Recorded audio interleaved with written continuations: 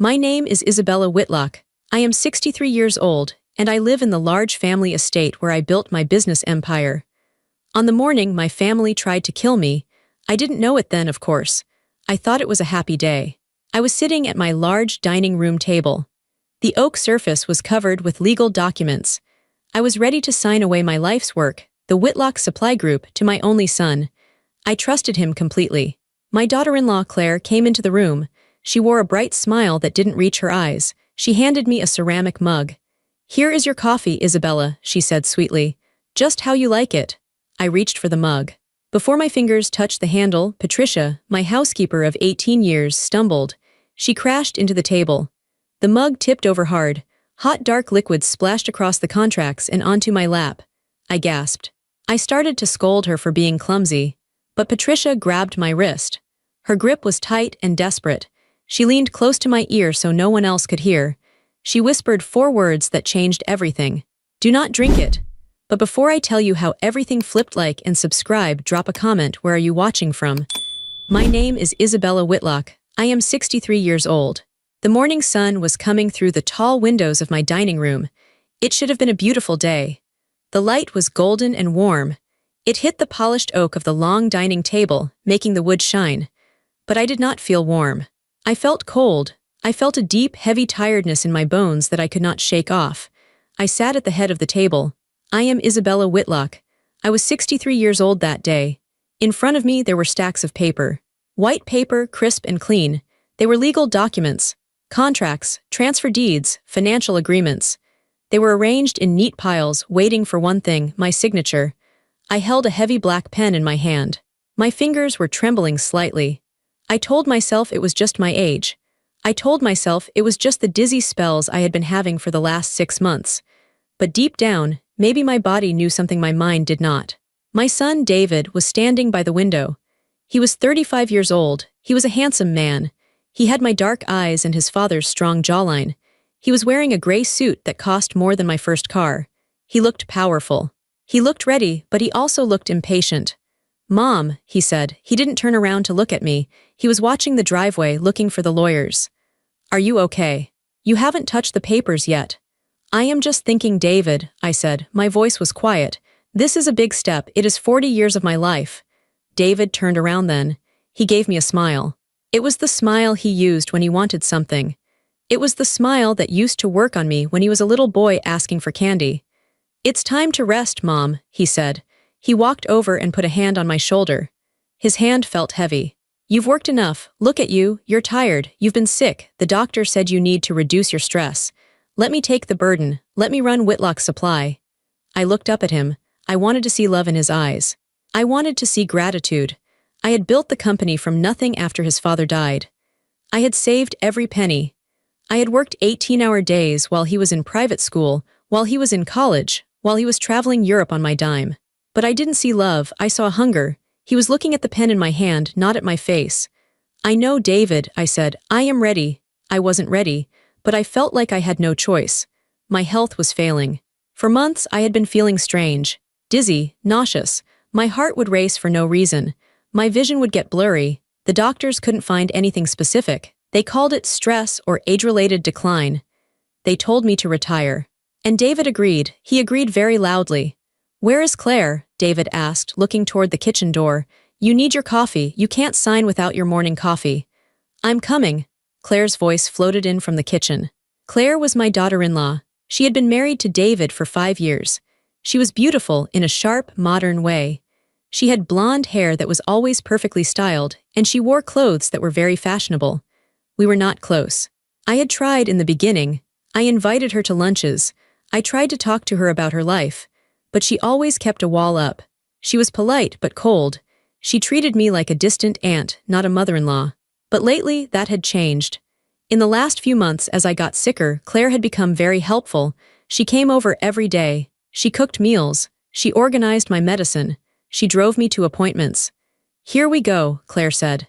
She walked into the dining room. She was carrying a silver tray. On the tray was my favorite ceramic mug. It was blue with white flowers.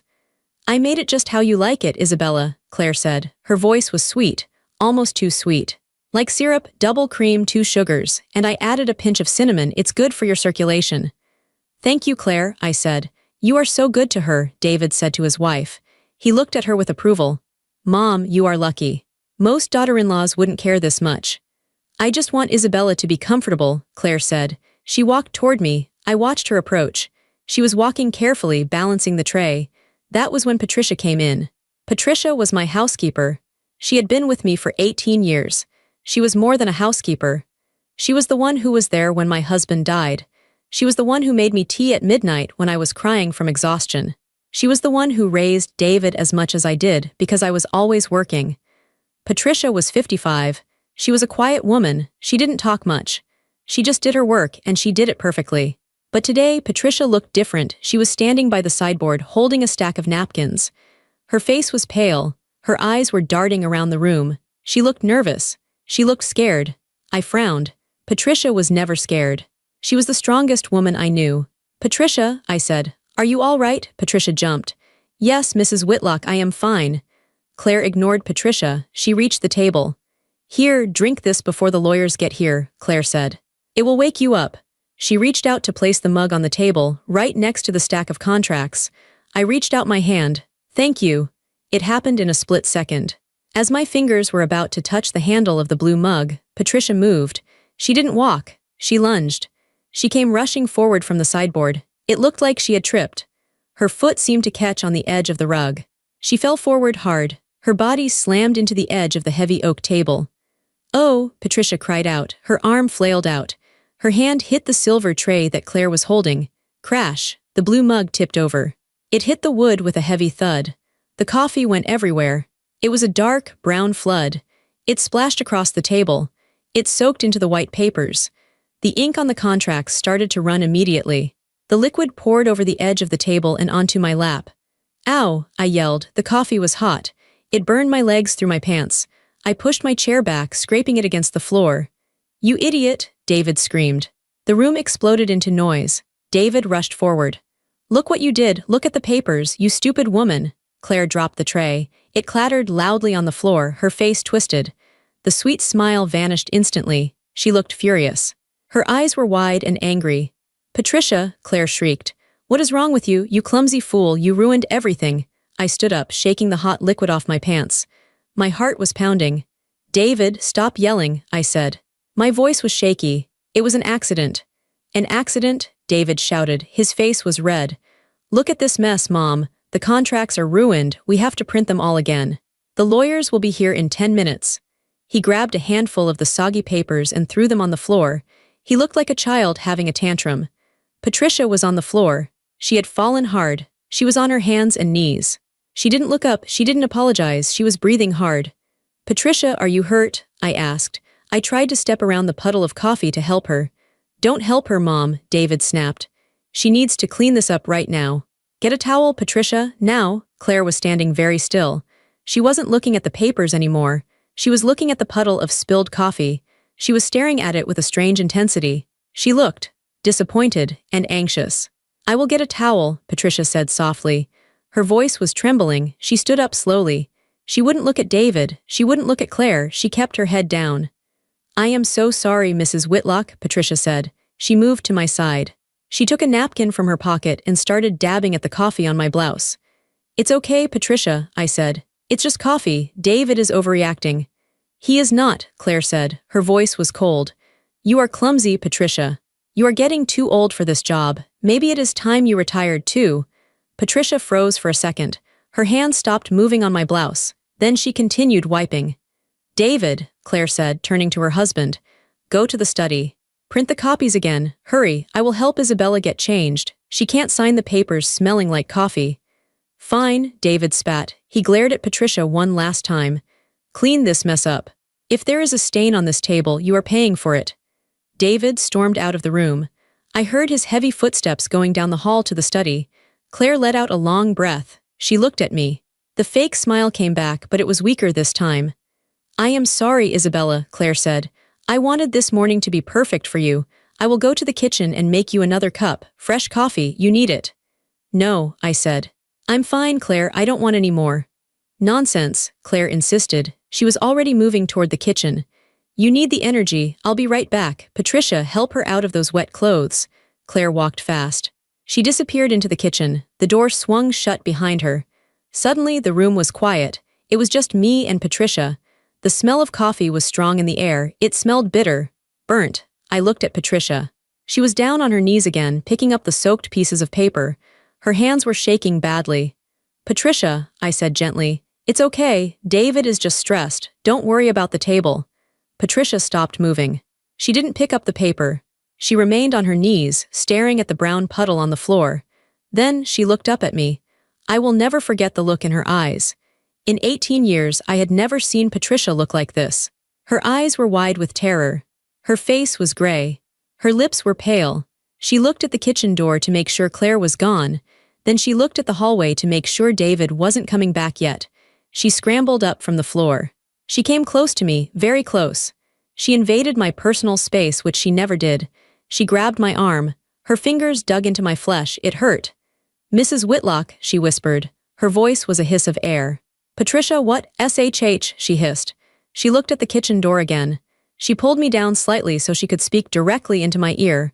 Her breath was warm and fast on my cheek. Listen to me, she whispered. The words were rushed, desperate. That was not an accident. I did not trip. I pulled back and looked at her. What? I spilled it on purpose, Patricia said. Her eyes were locked onto mine.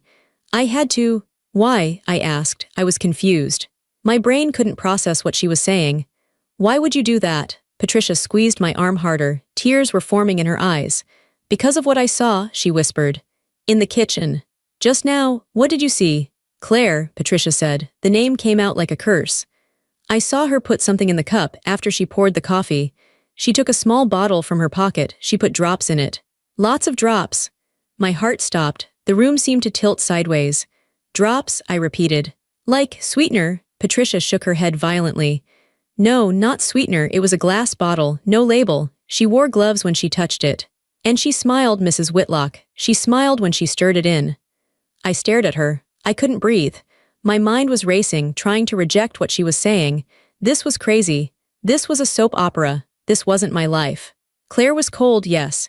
David was greedy, yes, but this. You're wrong, I said, but my voice was weak. You saw wrong.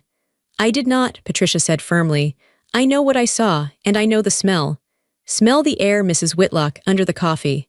Smell it, I took a breath. I smelled the strong roast of the coffee beans, I smelled the cream, but then, there was something else. A faint metallic smell, like bitter almonds, like chemicals. Do not drink it, Patricia said again. Whatever she brings you next, do not drink it. But, I stammered, David, does he know? Patricia looked down. He was standing right there, ma'am. He was watching her do it. I felt like I had been punched in the stomach. The air left my lungs. My son, my beautiful baby boy. No, I whispered. No. Yes, Patricia said. They are waiting for you to die, Mrs. Whitlock. They don't want the company next year. They want it now. And they want the insurance. Insurance? I heard them, Patricia said. Last night in the library, they thought you were asleep. They were talking about a policy, a double indemnity policy. I felt sick, truly sick. The dizziness I had felt for months. Was that them too? Had they been doing this slowly? What do? I asked. I felt like a child. I felt helpless. You have to be smart, Patricia said. She let go of my arm. She stepped back as we heard footsteps in the kitchen. Claire was coming back. She is making another cup, Patricia whispered fast. If you refuse it, she will know that you know. She will suspect. You have to pretend. Pretend? Switch the cups, Patricia said. Her eyes were hard now. The fear was gone, replaced by a cold determination. There is a clean mug on the sideboard. I put it there this morning for myself. It has water in it. When she isn't looking, switch them. I can't, I said. My hands were shaking. You have to, Patricia said, or you are dead. The kitchen door opened. Claire walked out. She had a new smile on her face. She was holding a new mug. It was red. Here we go, Claire announced brightly. Take two. This one is even better. I made sure to add extra sugar for the shock. She walked toward me. I looked at Patricia. Patricia was back on the floor, wiping up the mess, acting like a servant. She didn't look at me. I looked at Claire. I looked at the red mug in her hand. It looked like a normal mug. It looked like a kind gesture. But now I knew. It was a weapon. I felt a coldness spread through my chest. It wasn't the coldness of death. It was the coldness of rage. I had spent 40 years building a business in a world of men who wanted to crush me. I had raised a son alone. I had survived grief and loneliness. They thought I was an old woman. They thought I was weak. They thought I was stupid. I stood up straighter. I forced a smile onto my face. It felt stiff like a mask. "Thank you, Claire," I said. My voice was steady. "You are so thoughtful." I reached out and took the red mug. It was warm in my hands. "Drink up," Claire said. She watched me. Her eyes were focused on the rim of the cup. "David will be back in a minute with the papers." "I will," I said. "I just need to sit down. I feel a bit shaken from the spill." "Of course," Claire said. "Sit, drink." I sat down. I brought the cup to my lips. I smelled the bitter almond scent again. It was stronger this time. Claire was watching me. She was holding her breath. "Is something wrong?" she asked. "No," I said. "It's just hot." "Blow on it," she said. I pretended to blow on the steam. Just then David yelled from the study down the hall. "Claire, where is the toner? The printer is out of toner." Claire rolled her eyes. She looked annoyed. She looked at me, then at the hall. "1 second," she said to me. "Don't let it get cold." She turned around. She walked toward the hall to shout at David. "It's in the bottom drawer, David. Look with your eyes." Her back was turned. It was my only chance. I looked at Patricia. Patricia nodded once. A tiny, almost invisible nod. There was a glass of water on the sideboard, just like Patricia said, and next to it, an empty mug that Patricia had been using for her tea earlier. My hand moved fast, faster than it had moved in years. I poured the poisoned coffee into the empty mug on the sideboard. I poured the water from the glass into my red mug. It took 3 seconds. I sat back down. I held the red mug with the water in it. Claire turned back around. "Men," she sighed. She shook her head. "They are useless without us." "Yes," I said, "they are." I lifted the red mug. I looked Claire in the eyes. "To family," I said. Claire smiled. It was a triumphant smile. "To family." I tilted the cup back and drank. It was just warm water, but to Claire it looked like I had just swallowed my death. I said. "Delicious." Claire's shoulders relaxed. She looked relieved. "I'm glad you like it," she said. "I really am." She walked over to the table and sat down opposite me. She picked up her own cup, a green one that was sitting on the table from earlier. "I think I'll join you," she said. "It's been a stressful morning." I froze. I watched her hand reach for her green cup. And then I saw it. I saw the mistake. In the confusion of the spill, in the chaos of Patricia falling, the mugs on the sideboard had been moved. The mug I had poured the poison into wasn't an empty spare mug. It was the green mug. Claire's mug. Patricia had moved it to the sideboard to clean the table. I had poured the poisoned coffee into Claire's cup, and now Claire was lifting it to her lips. "Cheers, Isabella," she said. I opened my mouth to speak, to warn her, to scream don't, because I am not a murderer, I am a mother. But then I looked at her eyes. I saw the greed. I saw the hate she had been hiding for 5 years. I thought about the drops. I thought about David watching. I thought about them waiting for me to die. I thought about the last 6 months of my life, feeling sick and weak, while they smiled and poisoned me slowly. I closed my mouth. I held my warm water tight. "Cheers, Claire," I said softly. Claire took a big sip. She swallowed.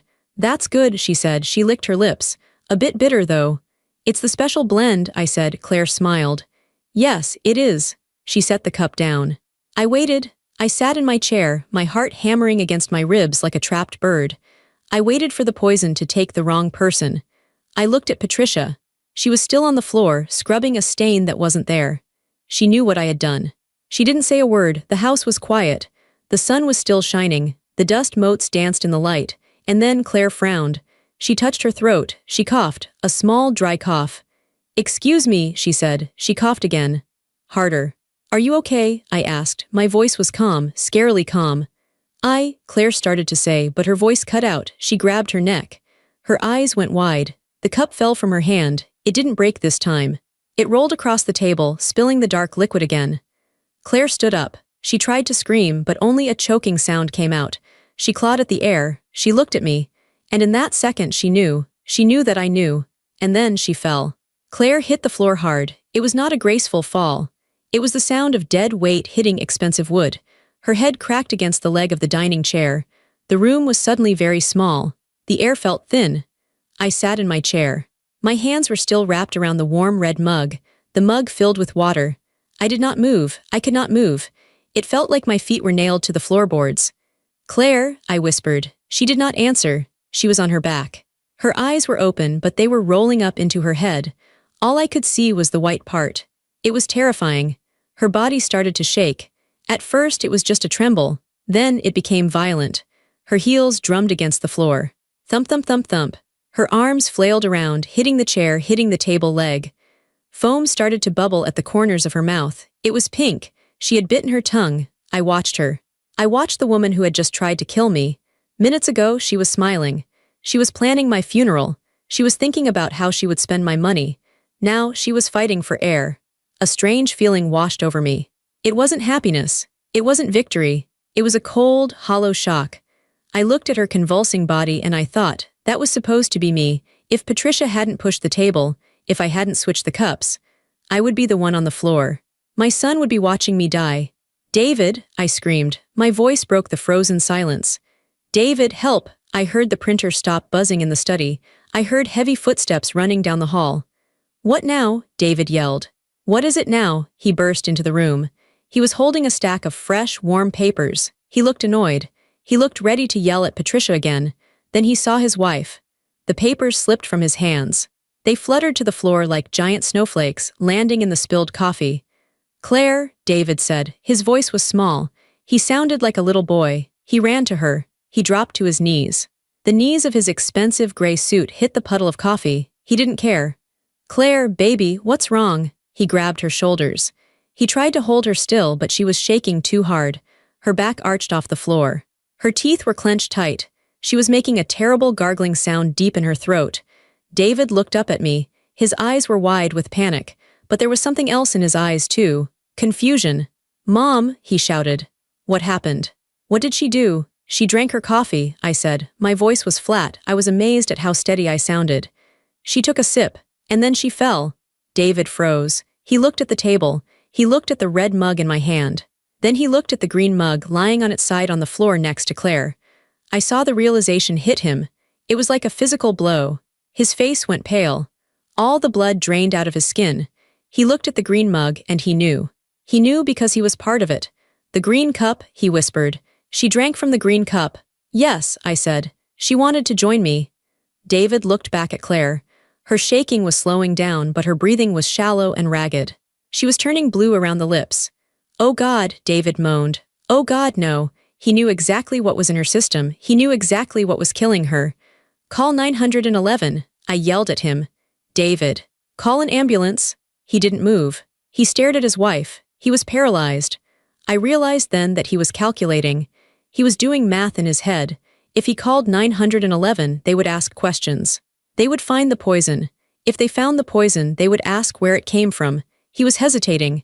His wife was dying on the rug and he was worried about getting caught. David, I stood up. I slammed my hand on the table. Call them now, he snapped out of it. He fumbled for his phone in his pocket. His hands were shaking so badly he dropped it twice. I can't unlock it, he stammered. My fingers are sweating. Patricia stepped forward. She had been standing in the corner, silent as a ghost. She held out her own phone. I have already called them, sir, Patricia said. Her voice was ice cold. They are 2 minutes away. David looked at Patricia with pure hatred. For a second, I thought he was going to hit her. He hated that she was calm. He hated that she was witnessing this. You, David snarled, you did this. I did nothing, sir, Patricia said. I am just the maid. David turned back to Claire. Stay with me, baby, stay with me. He started to cry. It was a loud, ugly sound. But even as he cried, his eyes were darting around the room. He was looking for something. He looked at the spilled coffee. He looked at the green mug. Suddenly, he stopped crying. He reached out and grabbed the green mug from the floor. David, what are you doing? I asked. I need to clean this up, he said. His voice was frantic. The paramedics, they can't slip, it's slippery. He was lying. He wanted to hide the cup. He wanted to wash it. He wanted to get rid of the evidence before the police arrived. He scrambled up. He ran toward the kitchen with the green mug. David, I shouted, leave it, help your wife. I have to wash it, he screamed back. I have to wash it. He ran into the kitchen. I heard the tap turn on full blast. I heard the clinking of ceramic against the metal sink. He was scrubbing it. He was scrubbing away the poison he had meant for me. I looked down at Claire. She had stopped convulsing. Now she was just twitching. Her skin was gray. She looked like a wax doll that had been left in the sun. I felt a wave of nausea. I sat back down. I felt heavy. This was my family. This was the son I had breastfed. This was the son I had sat up with when he had the chicken pox. This was the son I had paid for, protected, and loved for 35 years. And right now, he was in the kitchen washing a murder weapon while his wife died on my floor. The sirens started. First, they were faint, a distant wail, then they got louder and louder. They filled the room. They filled my head. David ran back into the dining room. His hands were wet. The green mug was gone. "Where is the cup, David?" I asked quietly. "I put it away," he said breathlessly. He knelt back down beside Claire. "It doesn't matter. It's just a cup." The front door burst open. Patricia had gone to let them in. Paramedics in uniforms rushed in. They were carrying heavy bags. They brought a stretcher. The room was suddenly full of noise and chaos. Static from radios. Heavy boots on the floor, voices shouting orders. "What happened?" a tall paramedic asked. He knelt beside Claire. He shone a light in her eyes. "She collapsed," David sobbed. He was playing the role of the grieving husband now. He was good at it. "We were just talking and she fell. Is it a heart attack? Is it a stroke?" "How old is she?" 32, David said. "Any medical history, allergies?" "No, nothing. She is healthy. She does yoga." The paramedic frowned. He looked at Claire's blue lips. He smelled the air. "What is that smell?" the paramedic asked. "Did she vomit?" "No," David said quickly. "It's coffee, just coffee." The paramedic didn't look convinced. "Check her airway," he told his partner. "Start an IV. We need to go, now." They lifted Claire onto the stretcher. Her body was limp. Her head lolled to the side. She looked dead already. "I'm coming with her," David yelled. "One family member only in the back," the paramedic said. David looked at me. He looked torn. He wanted to go with Claire, but he also didn't want to leave me alone in the house. He didn't want to leave me with Patricia. He was afraid of what we might say. "Mom," David said, "you stay here, you rest. I will call you from the hospital." "No," I said. I stood up. I felt strong again. Stronger than I had felt in years. "I am coming too." "There is no room," David argued. "You are sick." "I am not sick," I said, staring him in the eyes.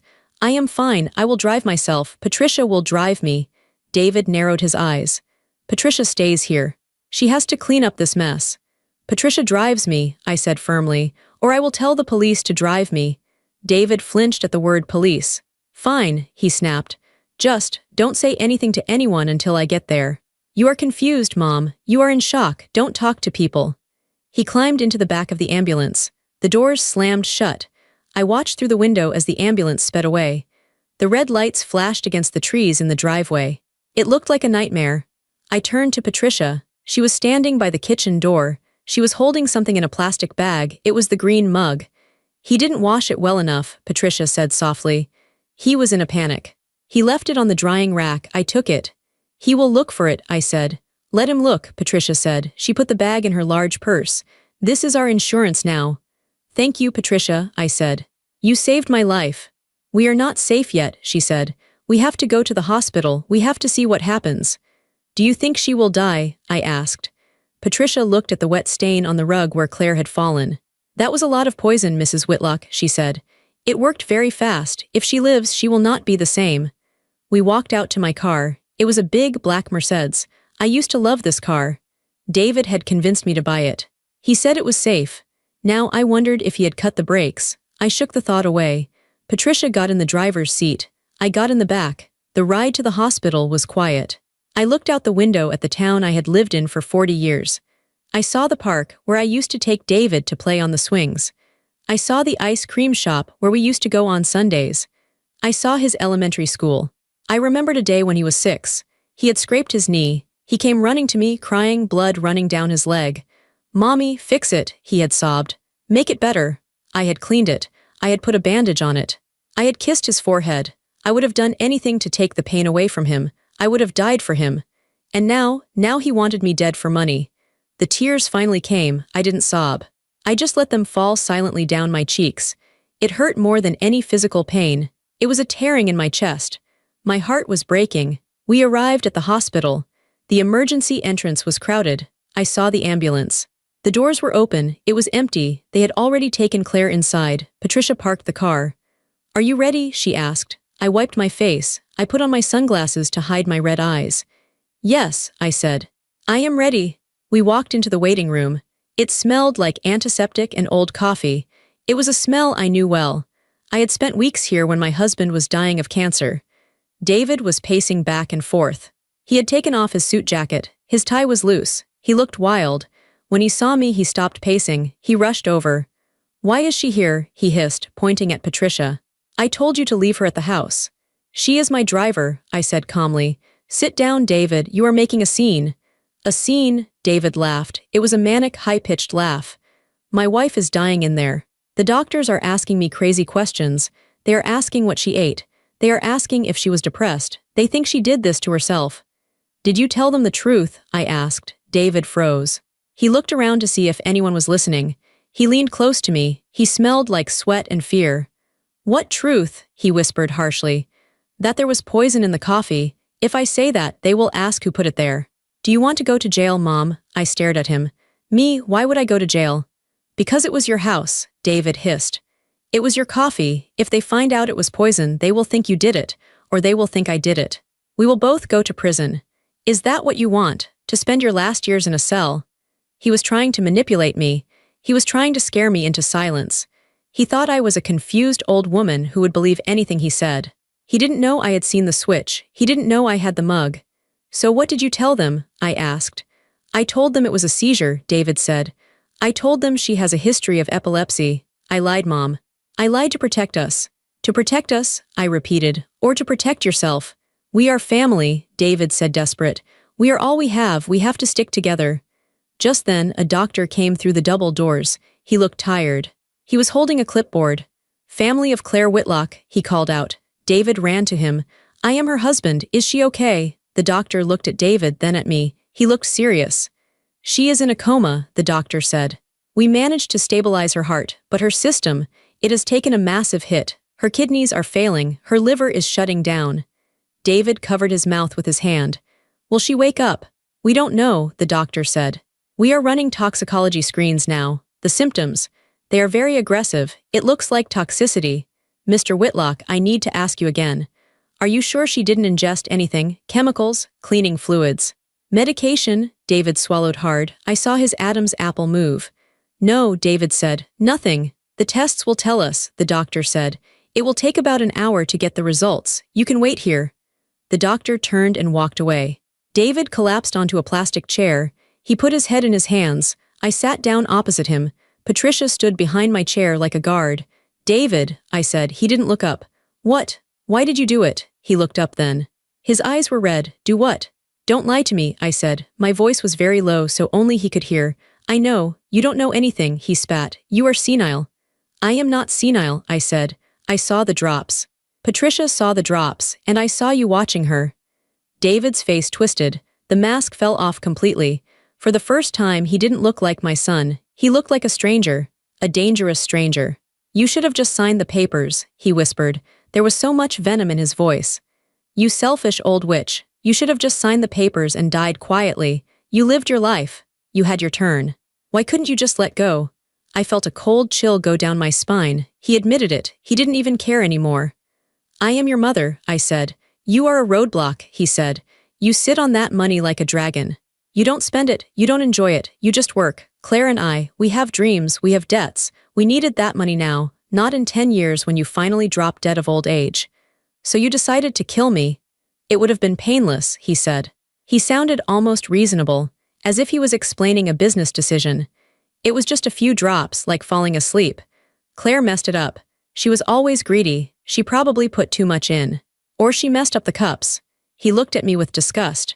"You are lucky," he said, "but you won't be lucky forever." "Are you threatening me, David?" "I am telling you the truth," he said. "Who are they going to believe, me? The grieving husband? Or you, the old woman with dementia who thinks her family is trying to kill her?" He leaned back in the chair. He looked confident again. He thought he had won. He thought he could talk his way out of this. He thought he could still control the narrative. "I will tell the doctors that you gave her the coffee," David said calmly. "I will tell them you made it. Patricia works for you. She will lie for you. But I will tell the police that you have been confusing your medications. That you must have put your heart medicine in her coffee by mistake. It will be a tragic accident. You will be sent to a home. And I will get power of attorney." I stared at him. He had it all planned out. Even now, with his wife dying in the next room, he was planning how to frame me. He was a monster, and I had raised him. I felt a hand on my shoulder. It was Patricia. She squeezed my shoulder gently. It was a signal. Stay calm. I took a deep breath. You are right, David, I said. It is my word against yours. Exactly, he said. And I am the future. You are the past. I looked at the clock on the wall. It was 11:30 a.m. I am thirsty, I said. Patricia, please go get me a water. Yes, ma'am, Patricia said. She walked toward the vending machines. I need coffee, David said. He stood up. I need to wake up. This is going to be a long day. He walked away toward the hospital cafeteria. I sat alone in the waiting room. I watched the people around me. A mother holding a crying baby. An old man in a wheelchair. A teenager with a broken arm. Normal people with normal problems. I reached into my purse. I pulled out my phone. I pressed the button to stop the recording. I had started the voice memo app on my phone when we walked into the hospital. I had recorded every word David just said. You are a roadblock. It would have been painless. I will tell the police that you have been confusing your medications. I had it all.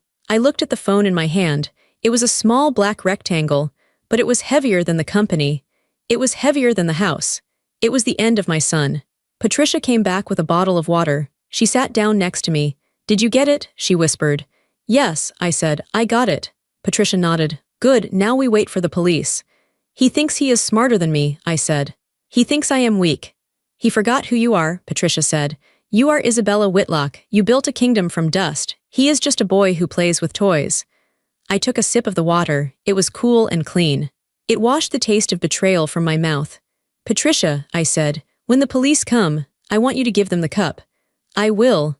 And I want you to tell them everything. About the drops. About the library conversation.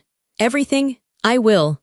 And then, I said, looking at the door where David had exited, I am going to destroy him. It wasn't a threat. It was a promise. I wasn't the victim anymore. I was the witness. I was the prosecutor. I was the judge. The doors opened. 2 police officers walked in.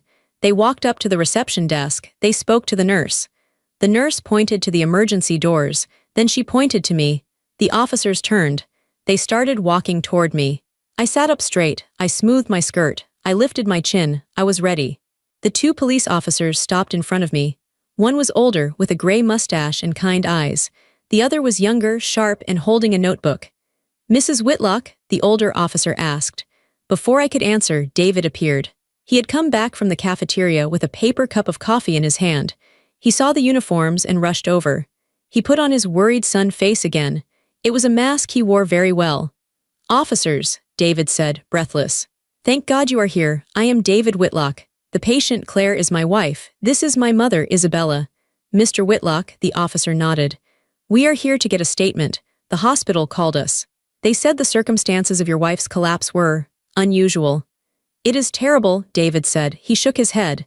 He put a hand on my shoulder. It felt heavy, like a stone. My mother, she is very shaken up. She is elderly. She gets confused easily. I sat very still. I did not shake his hand off. I let him dig his own grave. We just want to ask a few questions, the younger officer said. He looked at me. Mrs. Whitlock, can you tell us what happened? Of course, I said. My voice was clear. It was strong. It did not sound like the voice of a confused old woman. David tightened his grip on my shoulder. His fingers dug into my bone. It was a warning. Mom, he said sweetly, maybe I should talk to them. You are tired. You might get the details mixed up again, like you did with your medication this morning. There it was, the lie. He was planting the seed right in front of the police. He was suggesting that I had mixed up my pills, that I had accidentally poisoned his wife. I looked up at the officer. I took off my sunglasses. I looked him straight in the eye. I am not tired, officer, I said. And I am not confused. I know exactly what day it is. I know exactly who I am, and I know exactly what happened in my dining room. David froze. He hadn't expected me to push back. He thought I would be cowed by the police. He thought I would be scared. I would like to speak to you, I said to the officer, but I would like to speak to you alone, without my son. The older officer looked at David's hand on my shoulder. He looked at the tension in David's jaw. Sir, the officer said politely, could you give us a moment? Why don't you go check on your wife? David looked trapped. If he refused, he looked suspicious. If he left, he lost control of the narrative. I just don't want her to say anything that isn't true, David stammered. She has been having episodes. We are trained to handle that, sir, the officer said. Please. Step aside. David let go of my shoulder. He glared at me. It was a look of pure venom. Then he turned and walked back toward the emergency room doors. I watched him go. I watched his expensive suit, his confident walk. And I felt a wave of memories crash over me. I looked at the officers. Please give me a moment, I said. I need to collect my thoughts. Take your time, ma'am, the officer said. I closed my eyes. I needed to find my strength. I needed to remember who I was. Because for the last 6 months, David had made me feel like a weak, dying old woman. But I wasn't. I went back in my mind. 15 years. 15 years ago, my husband, Robert, died. It was a heart attack. It was sudden. One minute he was laughing at the breakfast table, the next he was gone. I was 48. David was 20. Robert had started the Whitlock Supply Group. It was a small logistics company then. We had 5 trucks and a rented warehouse. When he died, everyone expected me to sell. The competitors circled like vultures. They called me. Isabella, sell to us, they said. You don't know how to run a supply chain. It's a man's world. Go home, bake cookies, enjoy the life insurance. David was in college then. He came home for the funeral. He told me the same thing. Sell it, Mom, he had said. Take the money. We can go on vacation. But I didn't sell. I went to the office the day after the funeral. I wore my black dress. I sat at Robert's desk. The chair was too big for me. The men in the warehouse looked at me with doubt. They whispered. They bet on how long I would last. I lasted. I didn't just last. I worked. I worked harder than Robert ever did. I learned every route. I learned how to fix a transmission on a semi-truck. I learned how to negotiate contracts with suppliers who tried to cheat me because I was a woman. I worked nights. I worked weekends. I missed dinners. I missed holidays. I poured my grief into concrete and steel. I grew the company. 5 trucks became 10, then 50, then 100. We expanded to 3 states. I became the CEO of one of the biggest supply groups in the region. I did it alone. And where was David during those years? He was enjoying the fruits of my labor. I paid for his tuition. I paid for his apartment. I paid for his car. When he graduated, I created a job for him at the company, Vice President of Strategy. It was a made-up title. I wanted him to learn. I wanted him to work by my side. But David didn't want to work. He wanted to be the boss. He would come in at 10 a.m. He would leave at 3 p.m. for golf. He bought expensive suits. He yelled at the drivers. He treated the secretaries like servants.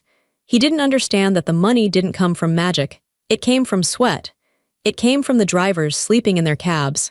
It came from me staying up until 4 a.m. checking the ledgers. He saw the company as a piggy bank. I saw it as a legacy. And then he met Claire. Claire was a marketing consultant. She was sharp, ambitious, and hungry. She saw David and she saw a golden ticket. She saw a weak man with a rich mother. They married fast. The spending increased. New house, new cars, vacations to Bali, to Paris, to Dubai. They always needed more. And I always gave it to them. I was guilty. I felt guilty that I had worked so much when David was a child. I tried to buy his love with money. That was my mistake. You cannot buy love, you can only rent it. And when the money stops, the tenant leaves. Or, in my case, the tenant tries to kill the landlord. I opened my eyes. The hospital waiting room came back into focus. The police officer was still waiting patiently. Patricia was sitting next to me, her hand on her purse. I wasn't the weak old woman David thought I was. I was Isabella Whitlock. I had fought unions. I had fought banks. I had fought grief. I could fight my son. Officer, I said. I am ready to talk. Tell us about the coffee, the officer said. My daughter-in-law made it, I said. She brought it to me, but my housekeeper, Patricia, accidentally spilled it. Accidentally? The officer asked. He was writing in his notebook. That is what it looked like, I said. But then, Patricia warned me. Warned you? She told me not to drink it, I said. She told me she had seen Claire put something in the cup. The officer stopped writing. He looked up, his eyes were sharp now. She saw her put something in the cup. What exactly? Patricia spoke up. Drops, she said, her voice was steady. From a small glass bottle, she wore gloves. She smiled when she did it. The officer looked at Patricia. And you are the housekeeper? Yes, sir. So what happened next? The officer asked me. I didn't believe it at first, I said, but Patricia insisted. She told me to switch the cups. There was a cup of water on the sideboard. When Claire wasn't looking, I poured the coffee into an empty mug and took the water. And then, I took a deep breath. Claire sat down. She picked up the mug I had poured the coffee into. I didn't realize it was her mug. I thought it was a spare. She drank it. The officer was staring at me. This was a wild story. It sounded like a movie plot. I could see the doubt in his eyes. And then she collapsed. Yes, I said, immediately. And your son, where was he? He was there, I said. He watched her make the coffee, he knew. He knew. He tried to wash the cup, I said. While his wife was dying on the floor, he ran to the kitchen to wash the cup. The officer looked at his partner. They exchanged a look. It was a look that said, "This is serious." "Do you have proof?" the officer asked. "This is a very heavy accusation, Mrs. Whitlock. Your son says you are confused." "I have proof," Patricia said. She reached into her large purse. She pulled out the plastic bag. Inside was the green mug. It was still wet. There was a brown residue at the bottom. "He didn't wash it well enough," Patricia said. "I took it from the drying rack before the ambulance arrived." The officer put on a pair of blue latex gloves. He took the bag from Patricia carefully. He held it up to the light. "If we test this," the officer said, "what will we find?" "Poison," I said. Just then, the double doors of the emergency room swung open. The doctor came out again. He was walking fast. He looked grim. He spotted David coming from the hallway, and he spotted the police officers with me. "Mr. Whitlock, officers," the doctor called out. David ran over. "What is it? Is she awake?" "No," the doctor said. He looked at the police officers. "We have the preliminary toxicology results." The room went silent. I could hear the hum of the vending machine. I could hear my own heartbeat. "What is it?" David asked. His voice cracked. "It is cyanide," the doctor said. David let out a gasp. He staggered back. He put his hand against the wall to steady himself. "Cyanide?" the officer repeated. "A massive dose," the doctor said. "It was in her stomach. We are pumping it, but the damage is severe. We have contacted the poison control center. But officers, this is not something you buy at the grocery store. This is industrial grade." The older officer turned to David. His face was no longer kind. It was hard. "Mr. Whitlock," the officer said, "you told us she had no medical history. You didn't mention cyanide." I didn't know," David shouted. He was sweating now. Sweat was running down his forehead. "She must have. She must have done it herself. She was depressed, I told you." "Depressed people usually leave a note," the officer said. "They don't usually drink coffee with their mother-in-law." "She was unstable," David yelled. He pointed at me. "Or maybe she did it. My mother, she hated Claire. She was jealous." He was losing control. He was flailing. I stood up. I walked over to them. I stood next to the police officer. "I did not hate her, David," I said. "I pitied her." "And I pity you." "Shut up," David screamed at me. "You are trying to frame me. You and that maid, you planned this." Patricia stood up too. She walked over to us.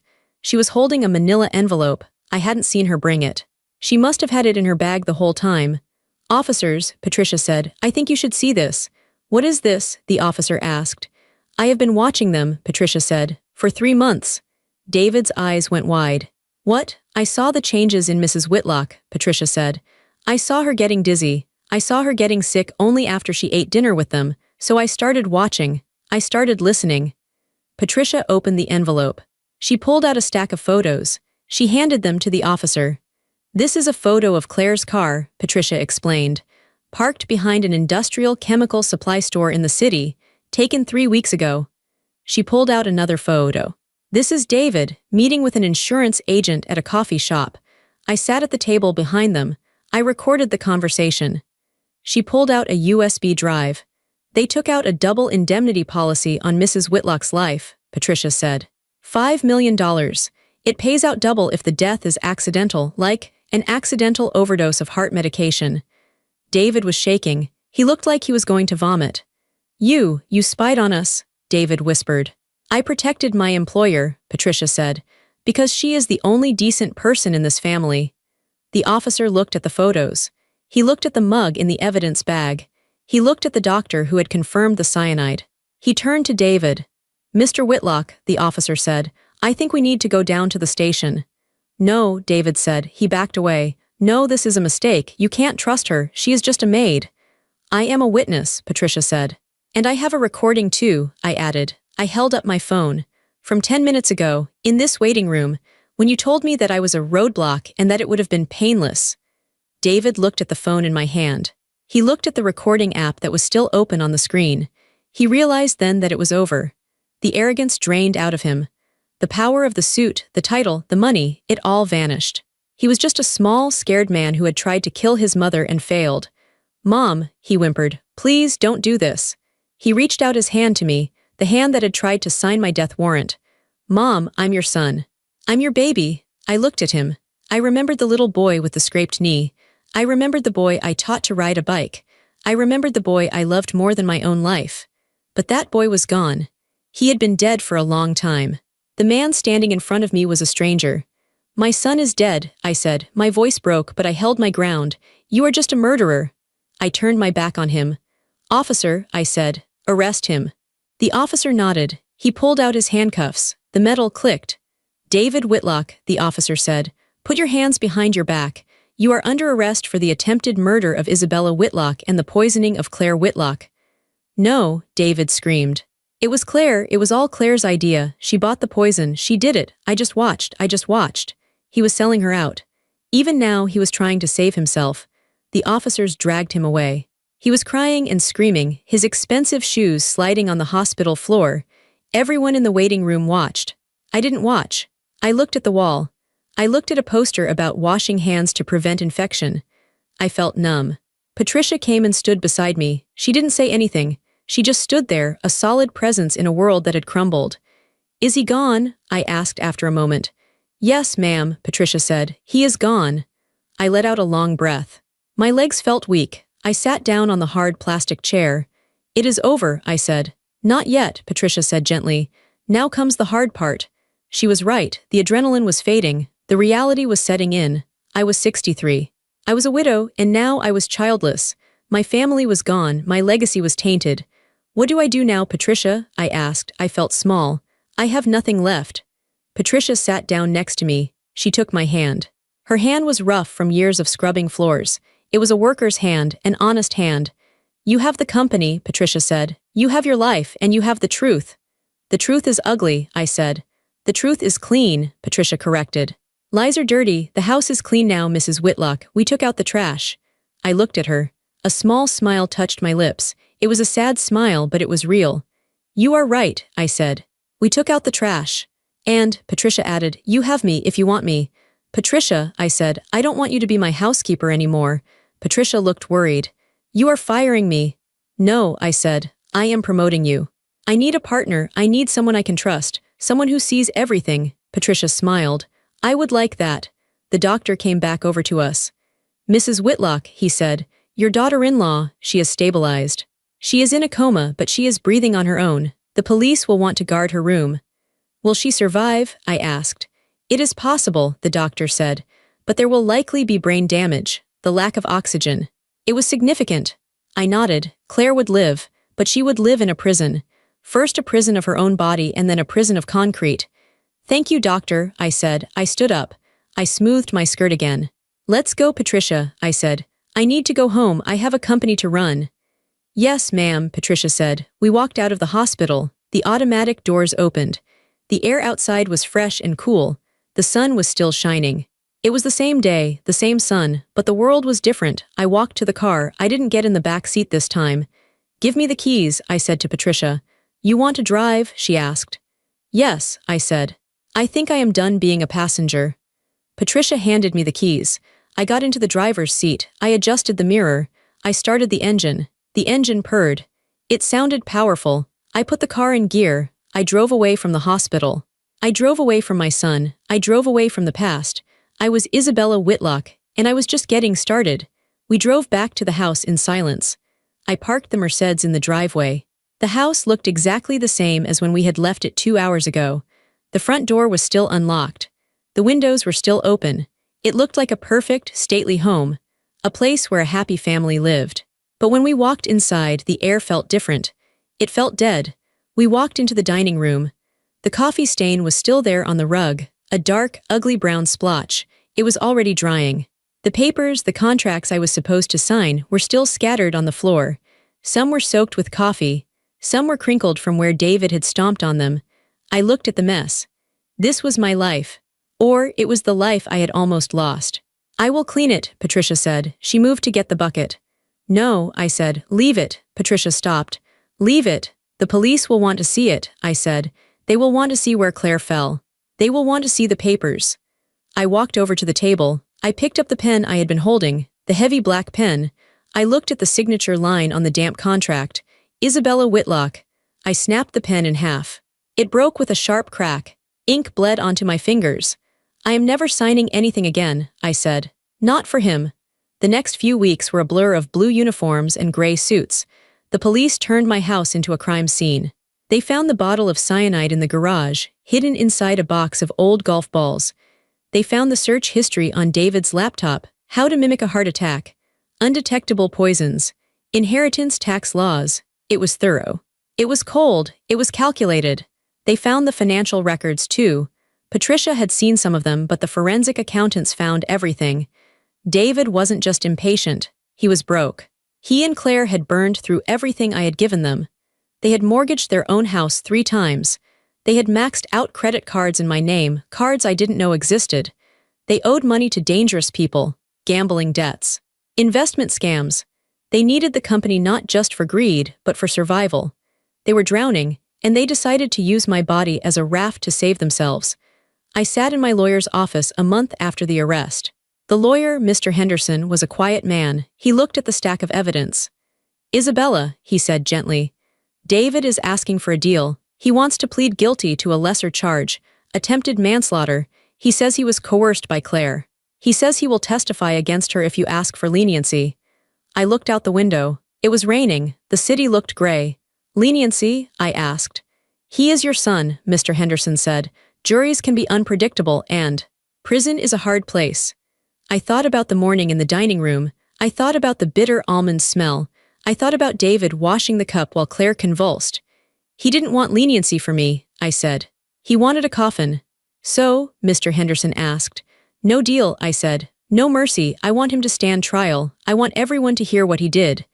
The trial happened 6 months later. It was not a circus. There were no cameras allowed in the courtroom. It was quiet. It was serious. I sat in the front row. Patricia sat next to me. Claire was not there. Claire was in a long-term care facility. She had woken up from the coma, but she wasn't Claire anymore. The cyanide had starved her brain of oxygen for too long. She couldn't speak. She couldn't feed herself. She stared at walls. She had brewed her own poison, and now she had to live in it. So it was just David. He walked into the courtroom in an orange jumpsuit. He had lost weight. His hair was messy. He didn't look like the powerful heir to the Whitlock empire anymore. He looked like a scared, pathetic man. He tried to catch my eye. He mouthed the word "Mom." I looked through him. I looked at the judge. The prosecutor was direct. He didn't use fancy words. He just laid out the facts. He showed the photos Patricia had taken. He showed the financial records. He showed the green mug. And then he played the recording. The courtroom was silent. My voice came through the speakers, tinny and small. "Why did you do it?" Then David's voice. Loud, arrogant. "You are a roadblock. You sit on that money like a dragon. It would have been painless." David closed his eyes when he heard his own voice. He slumped in his chair. The jury looked at him. They didn't look angry. They looked disgusted. There was no shouting. There were no dramatic objections. It was just the weight of the truth crushing him slowly. When I took the stand, I didn't cry. "Mrs. Whitlock," the defense attorney asked me, "did you love your son?" "Yes," I said. "I loved him more than anything." "Then how can you testify against him?" "Because," I said, looking directly at David, "a mother's job is to teach her child right from wrong. I failed to teach him that when he was a boy, so I am teaching him now." The verdict took 2 hours. Guilty on all counts. Attempted murder in the first degree. Conspiracy. Fraud. The judge sentenced him to 25 years without parole. As the bailiffs led him away, David screamed. It wasn't a scream of remorse, it was a scream of rage. "It's mine," he yelled. "That company is mine. You can't take it." The heavy wooden doors closed behind him. I sat on the bench for a long time. The courtroom emptied out. The lights dimmed. Patricia touched my arm. "Are you ready to go home?" "No," I said. "I don't have a home anymore." I sold the house the next week. I couldn't live there. Every room had a memory of him. The kitchen where he ate his cereal. The backyard where he learned to catch a ball. The dining room where he tried to kill me. I sold it to a young couple with 3 children. I hoped they would fill it with new, happier memories. I bought a condo in the city.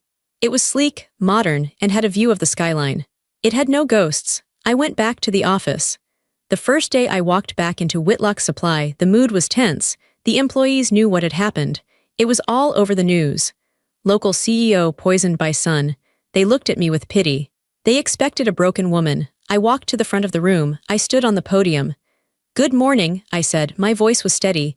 "You have all heard the stories. They are true. My family is gone." The room was silent. "But," I continued, "this company is my family too. You are my family, and we have work to do." I didn't retire. I didn't hide. I worked. But I worked differently. I stopped working 18-hour days. I stopped trying to control everything. I realized that life was short, and it could be taken away in a sip of coffee. I called Patricia into my office one morning. She was wearing her housekeeper uniform. She looked out of place in the corporate office.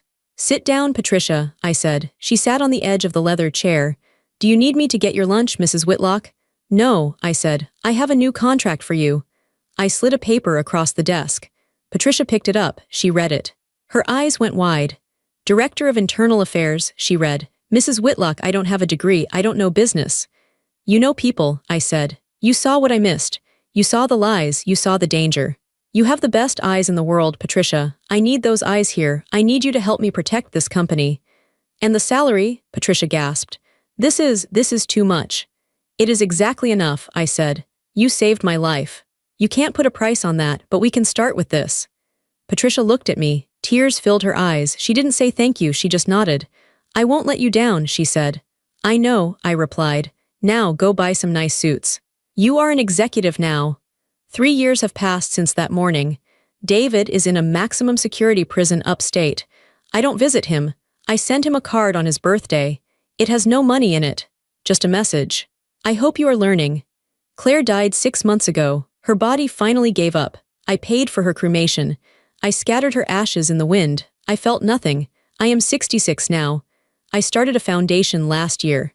The Whitlock Foundation for Elder Protection. We help older people who are being exploited by their families. We provide lawyers, investigators, and safe houses. We teach them how to protect their assets. We teach them that family does not mean victim. I speak at seminars. I stand on stages in front of hundreds of people. I tell them my story. I tell them about the coffee. I tell them about the betrayal. I tell them this. We spend our lives building, I say to the crowd. We build families. We build businesses. We build homes. We think that if we give enough, if we love enough, we will be safe. I pause. I look at the faces in the audience. Many of them are like me, gray hair, lines on their faces. But love is not a shield, I say. Trust is not armor. I point to Patricia, who is usually standing at the back of the room, wearing a sharp navy suit, watching the doors. I am alive today not because of blood, I say. Blood almost killed me. I am alive because of awareness. I am alive because I listen to the uncomfortable truth instead of the comfortable lie. I lean into the microphone. Do not close your eyes, I tell them. Do not let them take your power. You earned it. You built it. It is yours. When I finish, there is usually silence. And then applause. But I don't do it for the applause. I go home to my condo. I make my own coffee now. I drink it black. I sit by the window and look at the city lights. I am alone, but I am not lonely. I have my company. I have my mission. I have my friend Patricia. And most importantly, I have my life.